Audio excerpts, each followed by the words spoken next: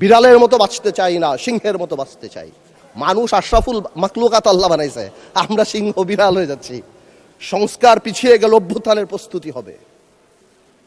জিয়া পরিবার থেকে মানুষকে মুক্ত করার ঘোষণা। 16 বছর জিয়া পরিবারের থেকে মুক্ত করতে শেখ হাসিনা হেলিকপ্টার দিয়ে পালিয়েছে, সাতরায় পালাবে মাননীয় স্পিকার বলে কি? জিয়া পরিবার মানে বাংলাদেশের গণতন্ত্র, জিয়া পরিবার মানে বাংলাদেশের স্বাধীনতার ধারক বাহক, জিয়া পরিবার মানে বাংলাদেশের স্বাধীনতার ধারক বাহক। এখন জিয়া পরিবার মানে গণতন্ত্রের এখন কেন্দ্রবিন্দু, জিয়া পরিবারে ভাগাবে আল্লাহ। আওয়ামী লীগ সরাতে 16 বছর লেগে, 16 বছর, আপনাদের সরাতে 16 দিন লাগবে না। এখন এইসব কথা বলার পরেও যেই আমরা একটু অ্যাটাকে যাই, আসুন আমরা সবাই এক হয়ে যাই, এই ডাবল স্ট্যান্ডার্ড করে লাভ হবে না। আমি বিরোধী দলের নেতাকে সম্মানের সাথে বলতে চাই, আপনি আপনার ঐক্য, আপনার দলে ক্লাস নেন।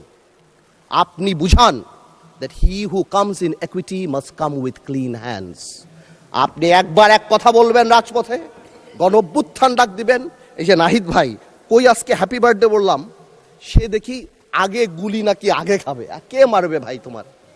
কেন মারবো? আমরা একসাথে যুদ্ধ করেছি, আমরা 2 বছর আগে। Why would we do that? এই যে মাইন্ডসেট, এই মাইন্ডসেট দিয়ে আমরা কোনো দিনও কাঙ্ক্ষিত জায়গায় পৌঁছাতে পারবো না।